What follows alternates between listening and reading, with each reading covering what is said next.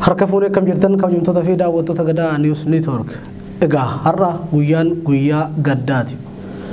Guyyaa Oromiyaan itti dukkanoofte. Guyyaa gadda cimaa keessa jirrudha. Wanni akkasii takka Oromiyaa keessatti uumamee waan hin beekneef. Kanumaan wal qabatee haala yeroo irratti rogeessa Oromoo fi xiinxalaa siyaasaa boruu barraaqaa qabannee dhiyaannee jirra. Guyyaa irraa Oromiyaan akkamitti oolte waan jiru irratti marii gaggeessinaa jechuudha. Yaayaa Bashiir yookaan boruu barraaqati toora irratti argama. Baga nu dhiyaatte Yaayaa.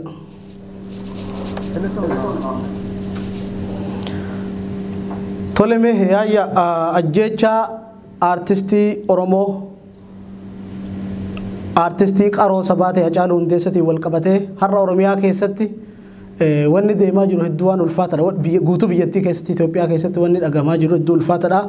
Ganama irraati sababa intarneetii addaan kutanii jechuun odeeffannoon guutuun uummata dhaqqabuu hin dandeenye. Kun immoo haala uummata haala yaaddessaa keessatti gatee jira. Guutuu Oromiyaa keessatti immoo hiriirri mormii bifa bal'aa ta'een deemaa jira. Kana malees immoo hoggansa Oromoo jaamsuudhaaf mormiin ajjeechaa artistii kanaatiin wal qabatee guutuu biyyattii keessatti dho'e kun akka hoggansan arganneef xiinxalaa siyaasaa Jawaar Mohammadii fi itti aanaa hogganaa paartii Kaafaa'oo kan ta'an obbo Baqqalaa Garbaatis akka hidhamanidha odeeffannoo ba'aa jiru. Mee gama keetiin maal hordoftee maal uummatatti himta jalqaba? Waan ajjeechaa Hacaaluu laalchisee namuu quba qaba. Ajjeechaa kana amanuuf amma ammaatti keessi kan qo'an tokko sobaa laata inni gaafata. Dafnee fudhachuudhaaf iyyuu akka hedduu rakkanne namni hedduun akkuma kanatti akka yaadeen hubadhaanis ta'ee al tokko jechuudha. Ajjeesanii eenyutu ajjeese kan jedhudha. Tokkoffaa gaaffiin guddaan Hacaaluu kan ajjeesu warruma Hacaaluun kaayyoo Oromummaatiif jecha ittiin wal dhabaa bahedha jechuudha. Inni dubbataa ture eenyu wajjin akka wal dhabdee qabu dubbataa ture. Jarri kun immoo mootummaa aangoo irra jiru qabachuudhaan Hacaaluu itti pilaan godhanii itti karoorfatanii akka ajjeesan erga isa ajjeefne booda tarkaanfii kamitti fufuu qabna kan jedhu karoora baafatanii deemaa jiranii jechuudha. Ganama irraa yeroo dubbannu waa'ee ajjeechaa Hacaaluu qofa dubbataa turre. Guyyaa tokko keessatti gadda gateettiin Oromoo baadhachuu hin dandeenye keessumsiisaarra jechuudha. Ani ergan gaafa dhaladhee umurii kana dhaqqabeetii qabee uummata Oromootiif Oromiyaa keessatti gadda akka har'aa kana ulfaatu hin dhageenye. Ajjeechaan godhamee fi ajjeechaa sanatti fufee tarkaanfiileen fudhatame itti aansanii hogganoonni qaban warri ammas qabuudhaaf itti deemaa jiran hundi waan hedduu jireenya namatti hadheessuudha akka ilma Oromoo tokkotti jechuudha. Ajjeechaa kana erga raawwatanii booda eessatti awwaaluu deemu kan jedhu gaaffiin turre kaleessa halkan du'a isaa qofatu nu rifaasisaa ture baay'ee keenya jechuudha. Maal gochuu qaba uummanni kan jedhu turre.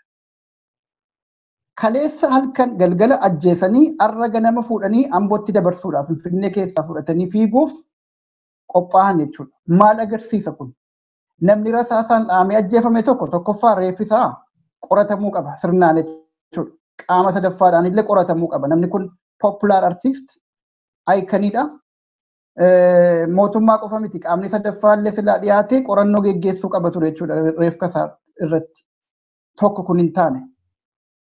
Lammaffaaf inni guddaan Hacaaluun ilma Oromooti. Handhuurri Oromoo immoo Finfinneedha. Shaggari. Hacaaluun wanti adda godhu guddaan sababa shaggariif sirbaa ture.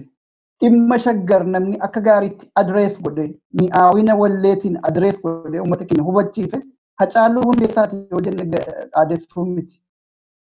Hacaaluun gaafa tokko jedhee humna nafxanyaa wajjiniin wal ciniinu dhimma Finfinnee dhimma shaggar irratti wal qabe jechuudha. Gadda torbaan tokko durallee waan inni dubbataa ture irraa kan hubannu dubbii ilaalcha Minilik irratti seenaa Oromoo deeggaree dubbateef dubbii waan yeroo ammaan tanaa nafxanyoonni sirna kana qabatanii Oromoo godhaa jiran waan balaaleffatee dubbateef ciniiname mucaan kun waan takka waan biraa miti jechuudha.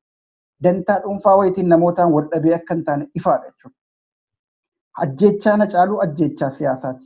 Political assassination jechuudha akkuma dubbataa ture. Kanaaf erga bifa kanaan ajjeesanii booda hoo reefka isaa maaliif jarjaranii fuudhanii amboo geessuudha ka'an? Maaliif international community'n diplomatic community'n Finfinnee keessa jiru akka dubbii kana itti dhiyeenyaan hin hubanne gochuuf jecha fuudhanii Finfinnee irraa alatti fiiguu barbaadan?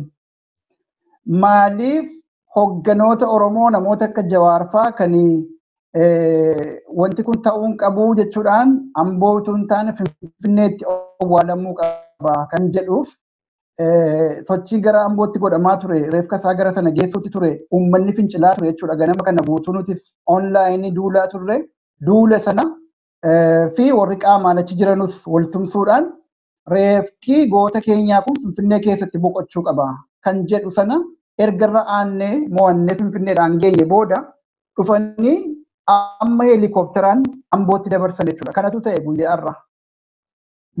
Maalni jechuudha kun kan agarsiisu Hacaaluun ulaagaa Itoophiyummaa hin guuttatu jechuudha. Finfinnee keessatti goota awwaalcha goota madaalu awwaalamuuf ulaagaa Itoophiyummaa hin guuttatu. Because he is Oromo and he stood for the Oromo cause.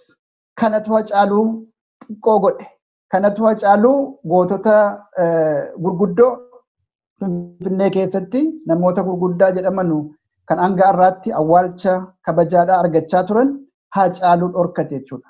Hacaaluun kan deserve gootu ganda dhaloota keetii baadiyyaa sanatti awwaalamu malee Finfinnee handhuura lafa keetii kan irratti sirbitee ittiin rakkoo kana seente ka Oromoon magaalaa guddittii kiyya jedhee falmatu keessatti awwaalamuuf ulaagaa hin guuttuu murtee jedhu irratti dabarsanii humnaan abbaa biraa eeboon qara waraana bobbaafatanii guyyaa tokkotti tarkaanfii gosa hedduu Oromoo irratti xiyyeeffate fudhachuudhaan hammeenya daangaa hin qabne uummata kanaaf qabanu agarsiisanii jechuudha.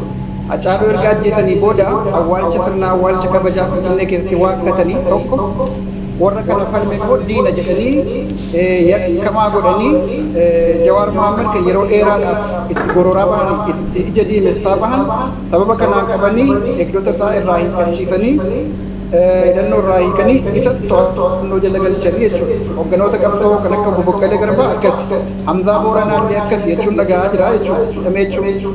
Akkasumas hogganoonni paartiilee gurguddoo lamaanii adda bilisummaa Oromoo Jaal Daawud Ibsaa fi Dooktar Mararaa Guddinaa kan KFO manni isaanii akka marfamee jiruun odeeffannoo argachaa jira jechuudha.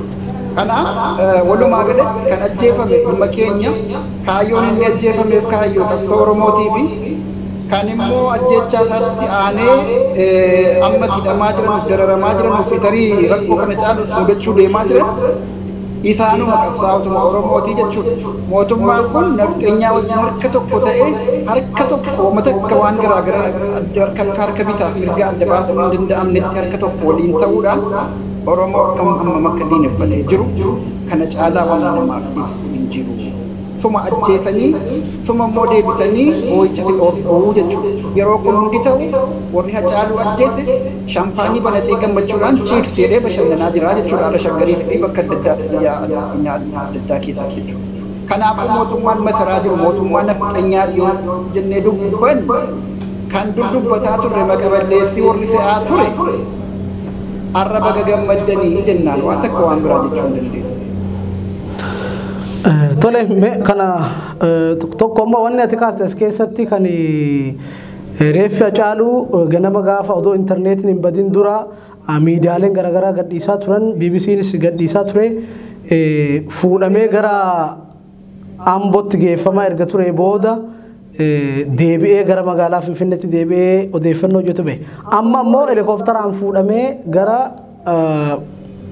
Finfinneetti gara Ambootti uf duba deebisanii jiru jedhama.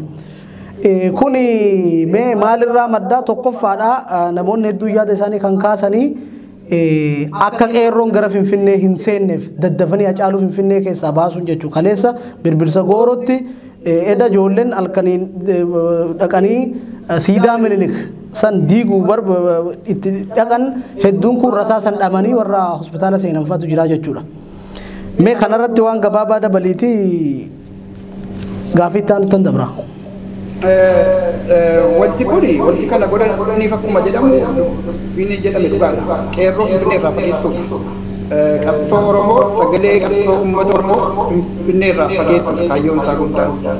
Tokko kana lammaffaa Hacaaluu ulaagaa gootummaa guddaa, ulaagaa nama beekamaa, nama jaalatamaa, nama mararfatamaa, nama dinqisiifatamaa ta'uu isaa sana xiqqeessuudha. Kana jechuudha. Finfinneetti yeroo deebi'u bakki itti awwaala jedhamee eegamaa ture Qiddist Sillaasee Beete Kiristiyaanii ture jechuudha. Qiddist Sillaaseen kuni bakka xilaa'umfaatti awwaalaman, bakka namoonni gurguddaan beekamaan itti awwaalamanidha jechuudha.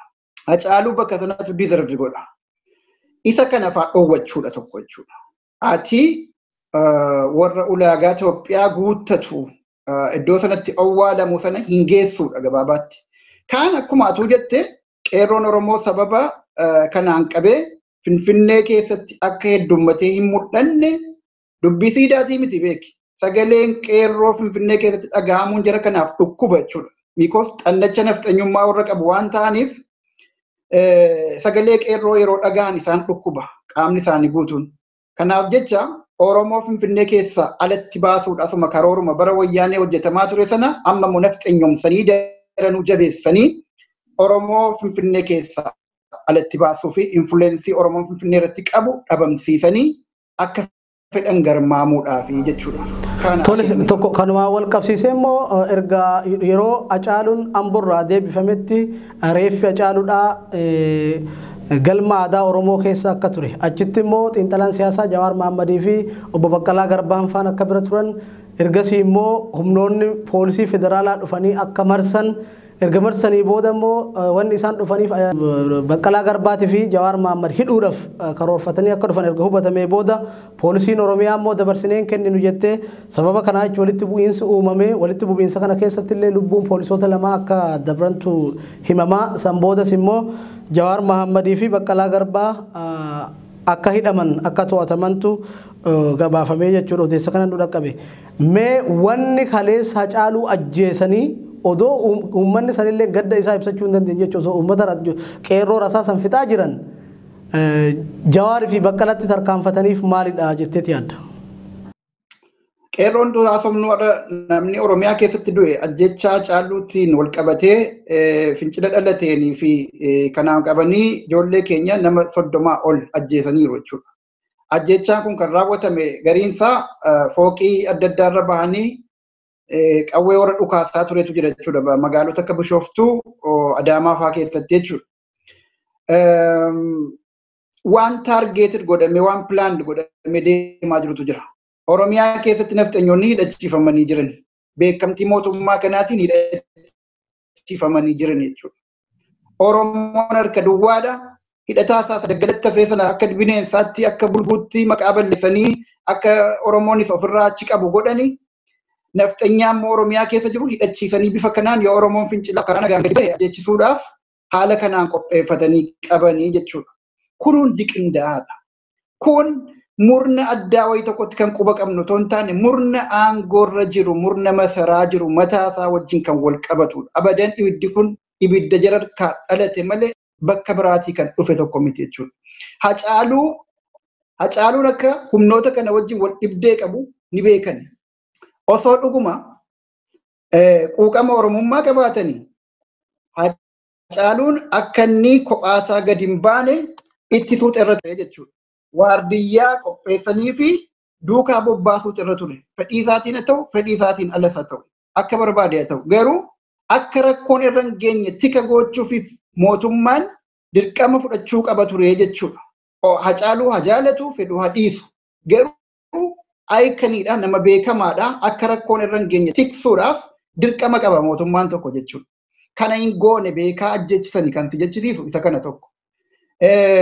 Wanta amma dhimma Jawaarii wal qabatee dhuguma galma aadaa Oromoo keessatti reeffisaa erga dhufee booda Jawaar faan hoogganoonni akka obbo Baqqalee faas naannoo sana akka turan odeeffannoo bal'aan qabu malee warri kaan yoo jiraatan mirkaneeffannee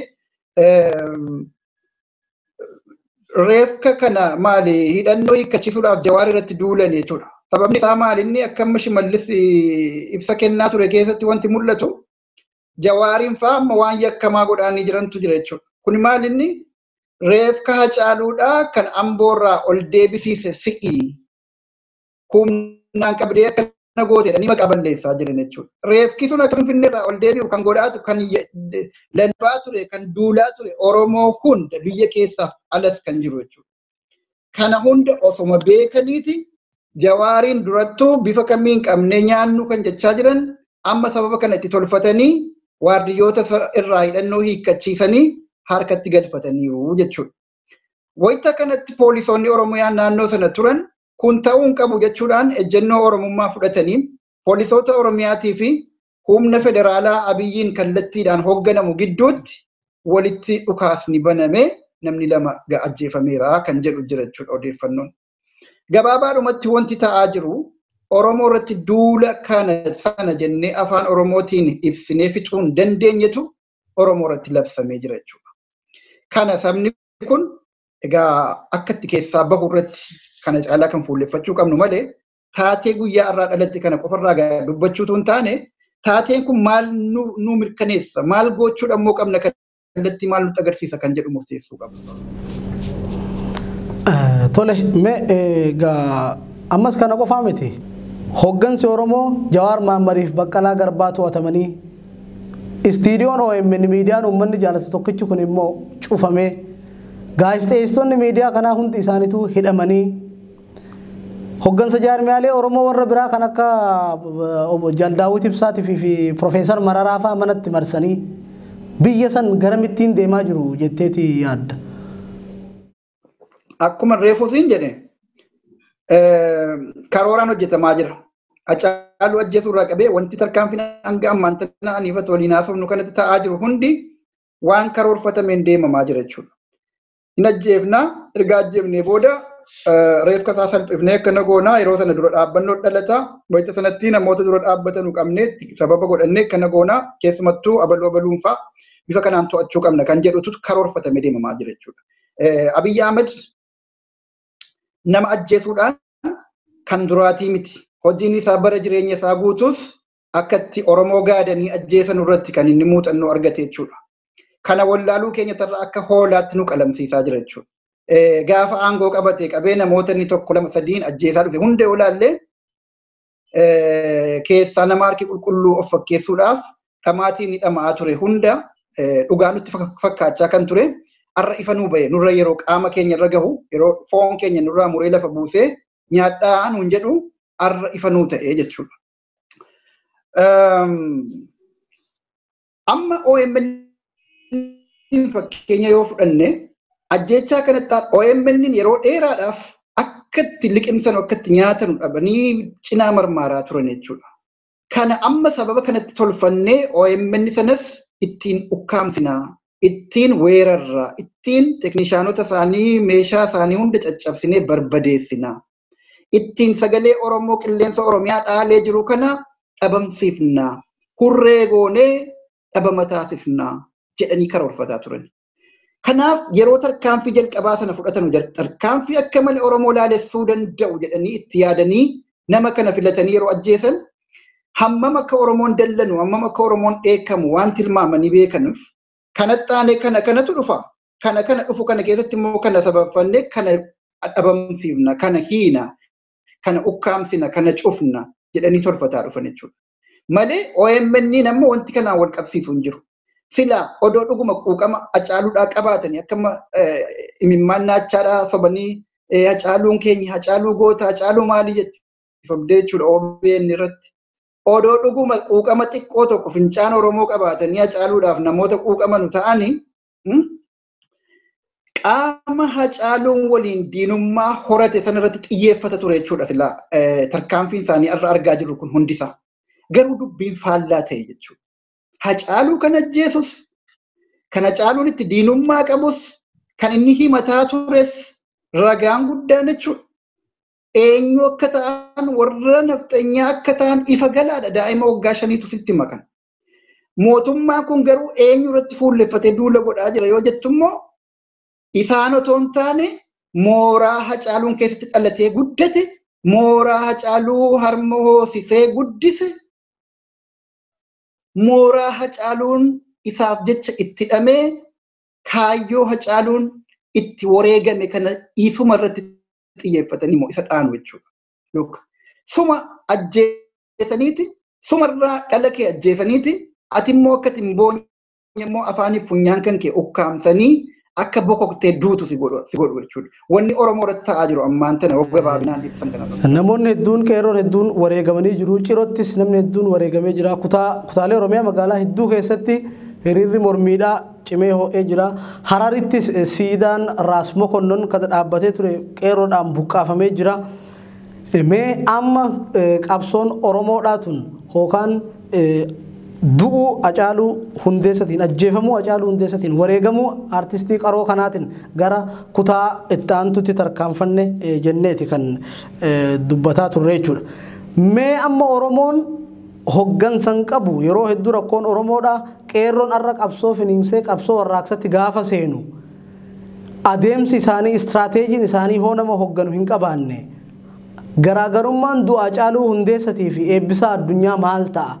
Har'a Oromoon gaafa baranne dammaqee Oromoon dammaqee ni falmataa ni mormata jedhamu kanatti borurraa jalqabee har'a halkanirraa jalqabee qabsoon finiinsaa qabsoon diddaa qabsoon mirga biyya ofiitii jiraachuudha maal ta'a gara fuula duratti waan jiru irratti akkamitti hoogganama qeerroon borurraa maal gochuu qaba adeemsitti aanu hoo maal gaafachuu qaba adeemsi kun immoo eenyuun hoogganama mee kanarratti ibsan alaadha.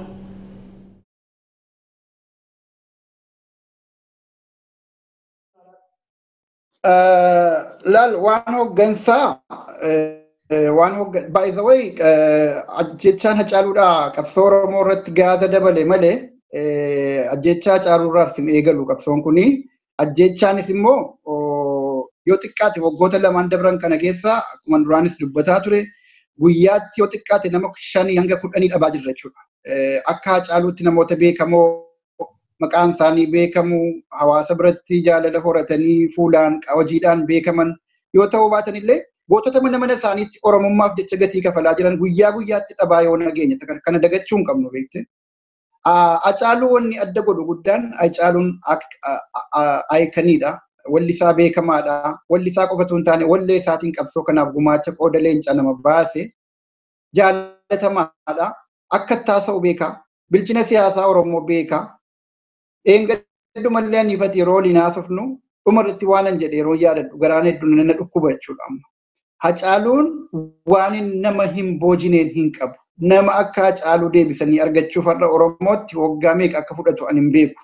Hin deebi'u mucaan kun jechuudha. Kan isa caalullee toma arganne jechuudha.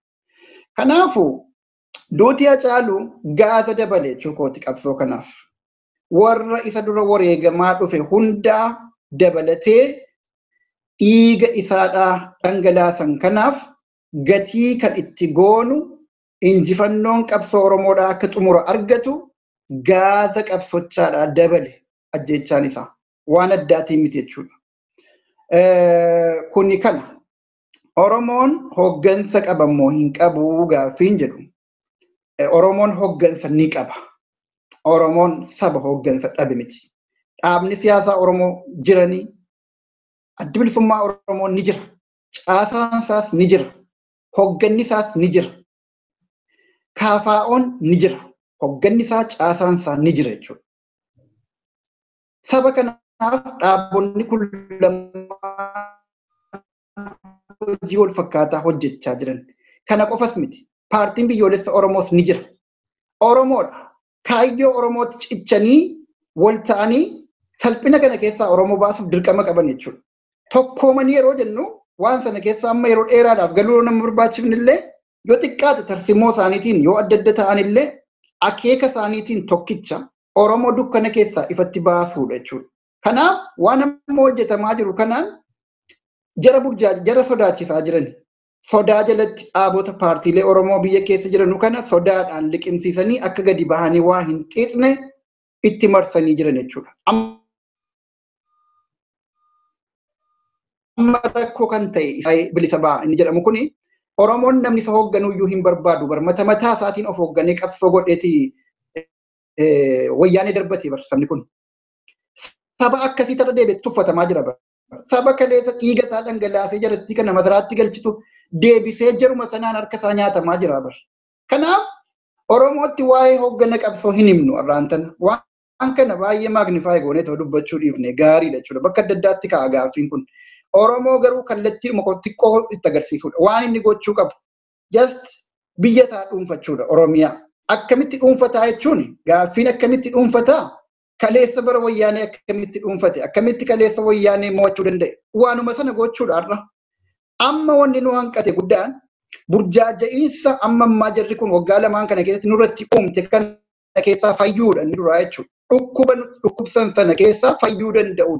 Raatuu irriba nu raatessanii nu raffisan sana keessaa dammaqnee ija banannee kofii xiraahaa keessa ciifnee jirru kana keessaa akkatti kaanee baanu laaluudha jechuudha. Kanarraa kan hafe wanti biraa akka wanni Oromoo hanqatu tokko hin jiru. Oromoon heddumina guddaa qabu kana qofatu hin taane nama tokko nama lama yoo ta'e illee goota. Oromoon kan akka Hacaaluu miliyoona meeqa qabaarra jechuudha. Hacaaluu carraatti isa beeksise malee goonni akka Hacaaluu yookiin Hacaaluu caalu kan maqaan hin beekamne kan fuulli hin beekamne ganda Oromoo keessa jiru meeqaatama jechuudha. Kana qabdi Oromoon abadan mataa gadi hin qabatu manni Oromoodha. Waan xurii ammanaatiin mataa gadi hin qabatu sabni guddaan ammana. Oromoo miliyoona 50 dhiisi miliyoona 5 utuu ta'e cunqursaaf roorroo kana fakkaatu saba mataa gadi qabatee buluu miti jechuudha. Wanti ta'uu qabu maalirree? Uummatni paartiilee siyaasaa doorsifamaa jiran hoogganoota hidhamuuf doorsifamaa jiran kana wajjin yookiin hidhamuu yookiin jiraachuu filachuu qaba. Jawaar Mohammed biyya sana keessa gaafa dhabu Rabbiif ummata Oromoo abdadheen galee jedhe. Arra ummata Oromoo keessa jira. Rabbiin inni abdate sunis ni jira.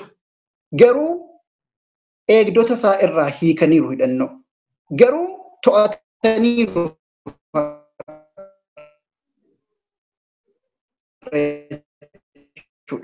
Bifa shalee arra carraa argame kanaan fayyadamee diraamaa tolfateen harkatti galfateera.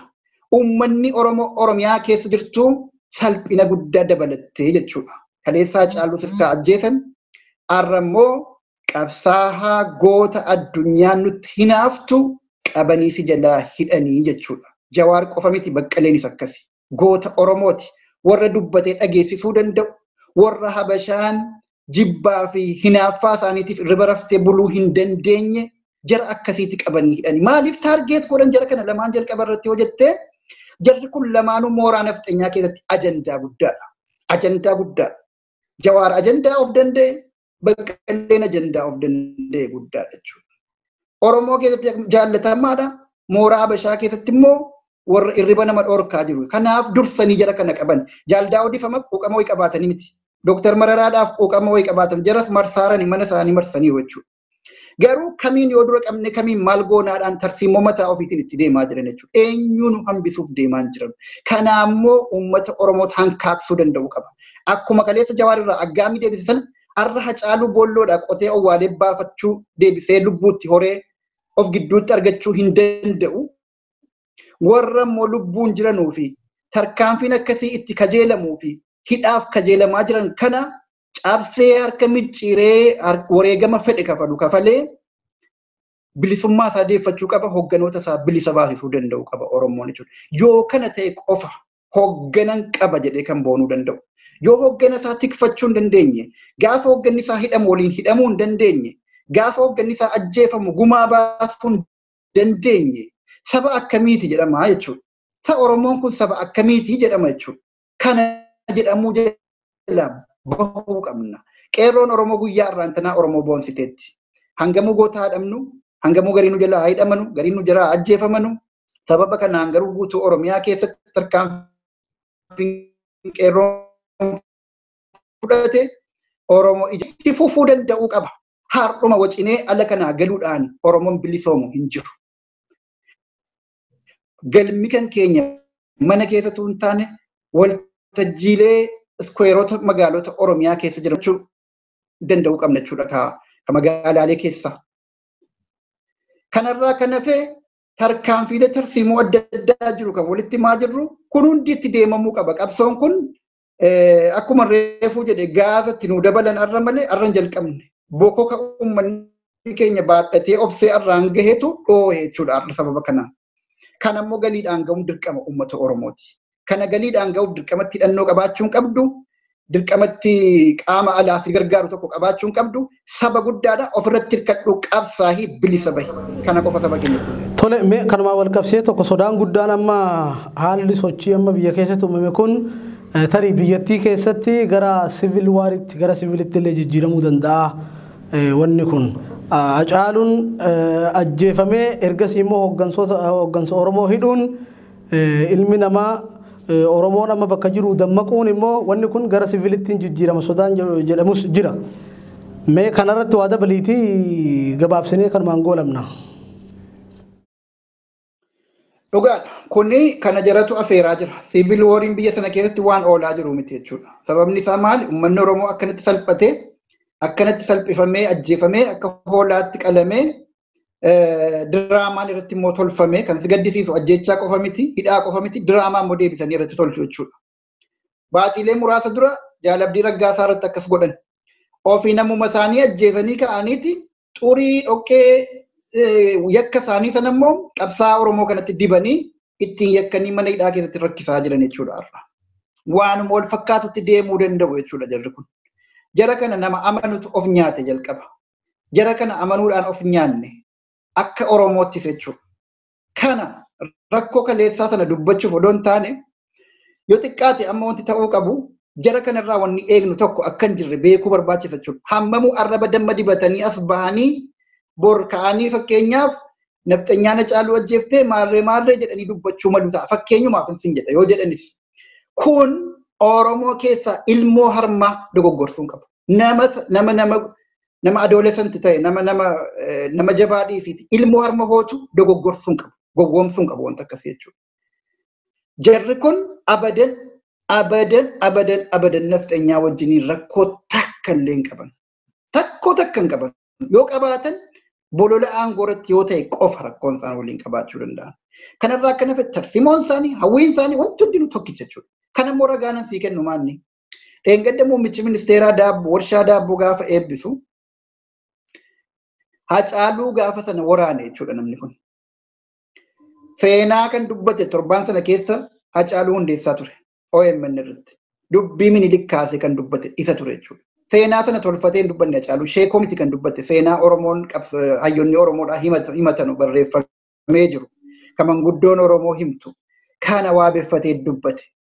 Hacaaluun jecha sana dubbachuu isaati mooraa nafxanyaa keessaa eeboosatti darbamaa ture caalaa kan nama waraanuuf kan nama madeessu guddaan maanni nama afaan Oromoo dubbatu maqaa Oromoo himatu ka masaraa jiru nafxanyaadhaaf arraata ta'ee Hacaaluu waraane sanatu gaafa sana Oromoo ajjeese jechuudha. Hacaaluu ajjeese jechuudha. Gaafa sana seenaa warra seenaa beekuuf dhiisuu wayyaa jedhee kan dubbate Hacaaluudhaaf akka ta'e ifaadha. Kana namni hundumtuu irra ga'eera jechuudha. Torbaan tokko haalan caalle keessatti Hacaaluu galaafatanii jechuudha. Kanaaf wanni kana jala sararree wal hubachiisuu barbaannu guddaan dhiiga Hacaaluu hundeessaa dhangala'eef Abiy Ahmed sadarkaa duraatti itti gaafata. Tole wanni dhaammattuuf wanni itti dabaltoo jiraate dabaleetii yeroo keenya wajjin deemuudhaaf dabneeti. Okay. Wanni itti dabalu waan gabaabaadha. Amma wanti ta'ee as geenyeerra. Oromoon kana booda maal gochuu qaba kan jedhu kallattii walii keenyaa jechuudha. Uummanni na dhagahaa jiran kallattiin walii keenyu tokkoffaa Oromiyaa keessa sabaaf sablammoota adda addaatu jiru. Sabaaf sablammoonni kun rakkoo Oromoo irraa hin qaban yookiin Oromoon jara rakkoo hin qabu. Haa ta'u malee warra waan Oromoo irratti godhamaa jiru kana essay jedhanii gammadanutu jiraachuu danda'u. Warra meeshaa hidhachiifaman odeeffannoo diinaaf dabarsanii kennan Oromoo ollaa isaanii jiru basaasan waan kana keessatti qooda fudhatanii waraana Oromoo irratti banamee jiru kana keessatti hirmaachaa jiranu dargaggoon qeerroon keenya Oromiyaa guutuu keessatti qorachuudhaan ragaa qabatamaadhaan diinota kana adda baafachuu qaban jechuudha.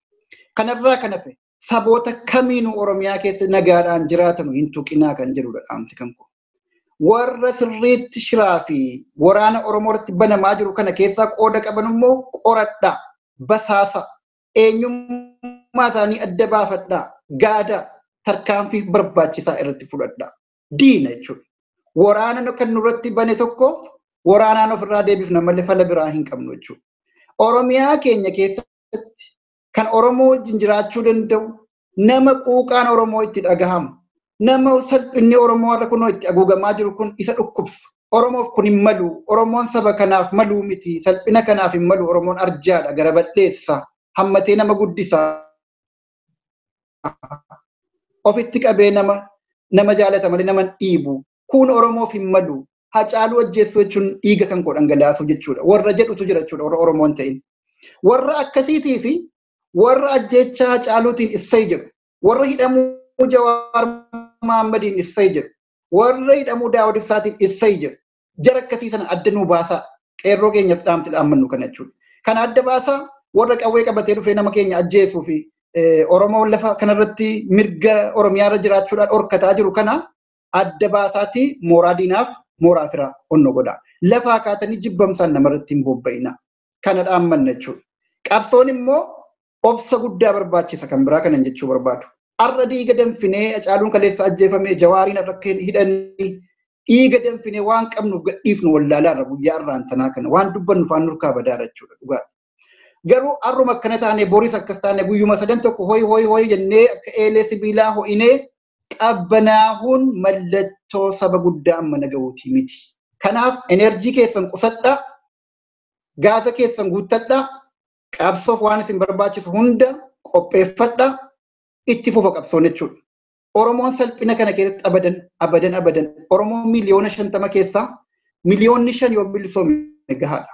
Kana yeroon jedhu garuu namni keenya gatii hin qabu dhumuu qabaa miti. Du'uu hin qabu. Namni tokkollee du'uu hin qabu. Garuu maal ta'uu qaba? Maloota ittiin Oromiyaa isaa dhuunfatu qofa tolfachuudha. Gabaabaatti maali? Aanaa Oromiyaa hunda keessatti qeerroon ijaaramuu danda'uu qaba. Magaalaalee aanaas ta'ee baadiyyaa keessatti qeerroon ijaaramuu danda'uu qaba. Wanni amma nuu godhan kun gara biraatiin immoo qabsoo keenya ariifachiisuuf tarii nu gargaaruu danda'a ta'a jechuudha. Kanaaf miidhaa alagaan nurratti godhe eeboo alagaan ittiin nutti guure kana walitti qabannee riqicha godhannee galaana gabrummaa kana ittiin ceenee bilisummaatti bahuudha danda'uu qabna jechuudha. Tole kanumaan goolamnaa kabajamtoota fi daawwattoota gadaa niwus neetwork haala irratti keessumattuu ajjeefamuu artistii qaroo sabaa artist Hacaaluu Hundeessaa fi hidhamuu gameeyyii hooggantoota sabaa xiinxalaa siyaasaa Jawaar Mahammadii fi itti aanaa paartii koongireesii federaalistii Oromoo kan ta'an obbo Baqqalaa Garbaa tifi haala guutuu Oromiyaa keessa jiru irratti marii bal'aa taasifnee Yaayaa Bashiir yookaan Boruu Barraaqaati kan wajjin turre. Obbo Boruu Barraaqaatis yaamicha keenya kabajjee dhuftee yaada kana nu qooduu keetiif hedduu ulfaadhuu galatoomin si jaa. Tole kabajamtoota fi daawwattoota keenya kanumaan goolamnee jirra. Anis isa keessummeessu wajjin kan ture Muhammad Fantaalleeti waan biyya keessa jiru hordofnee yeroo yerootti walitti kan deemnu ta'a. Yeroo gaarii qabaadhaa.